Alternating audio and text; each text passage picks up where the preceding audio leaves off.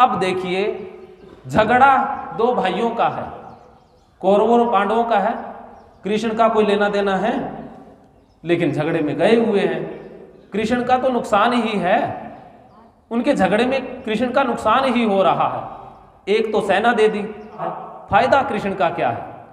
अब जब राज्य करेंगे, राज्य मिलेगा, पांडवों को मिलेगा, कृष्ण को तो राज्य मिलने वाला नहीं है। तो कृष्ण क्यों कर्म कर रहे हैं? कृष्ण हमेशा मानवता के लिए, कि अगर मैं कर्म नहीं करूंगा तो लोगों में ये संदेश जाएगा कि कर्म मत करो, किसी का भला मत करो, अगर आपको ज्ञान है तो बैठे रहो, ये संदेश जाएगा। इसलिए कृष्ण मानव सेवा के लिए, धर्म के लिए कृष्ण कर्म करते हैं कि अगर ये लोग जीत गए, कौरव जीत गए, तो समाज में संदेश क्या जाएगा?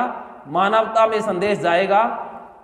कौरव जीत गए कि दूसरे भाई को मारना, उसका राज्य हड़पना सही है, स्त्री की अस्मिता को लूटना, उसकी इज्जत लूटना सही है।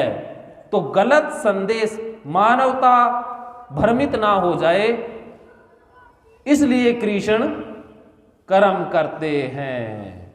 ये कृष्ण के कर्मों की व्याख्या है कि हे पार्थ, यदि कदाचित मैं सावधान होकर कर्मों में न बरतूं तो बड़ी हानि हो जाए, क्योंकि मनुष्य सब प्रकार से मेरे ही मार्ग का अनुसरण करते हैं।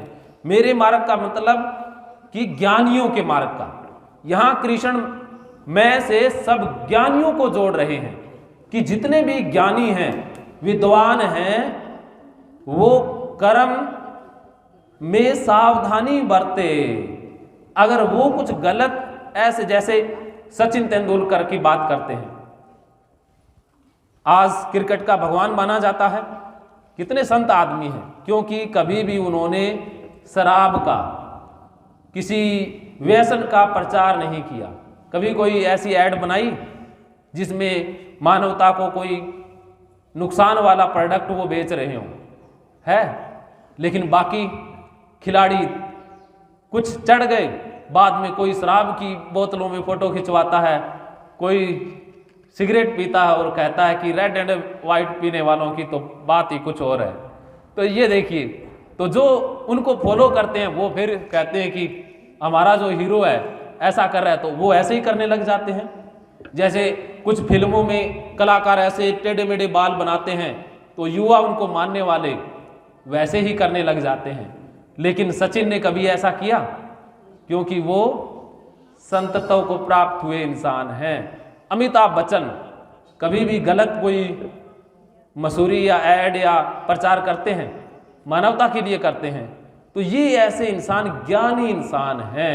लेकिन कुछ तो पैसे के लिए, कभी उन्होंने साबुन लगाई नहीं, लेकिन इस साबुन को लगाने से शरीर सुंदर हो जाता है, इस क्रीम को लगाने से गोरे हो जाते हैं। खुद कभी क्रीम लगाते ही नहीं है, क्योंकि पहले ही गोरे हैं।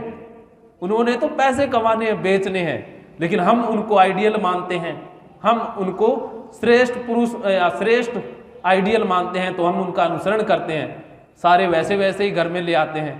तो ये मानवता का नुकसान हो रहा है। अब जिस स्कूल का मुखिया, प्रिंसिपल जैसा करता है, बाकी सब उसका वैसा ही अनुसरण करते हैं। तो ये ज्ञानियों के लिए है कि हमें कर्म सावधानी से करने होंगे, वरना मानवता को गलत संदेश मिल जाएगा।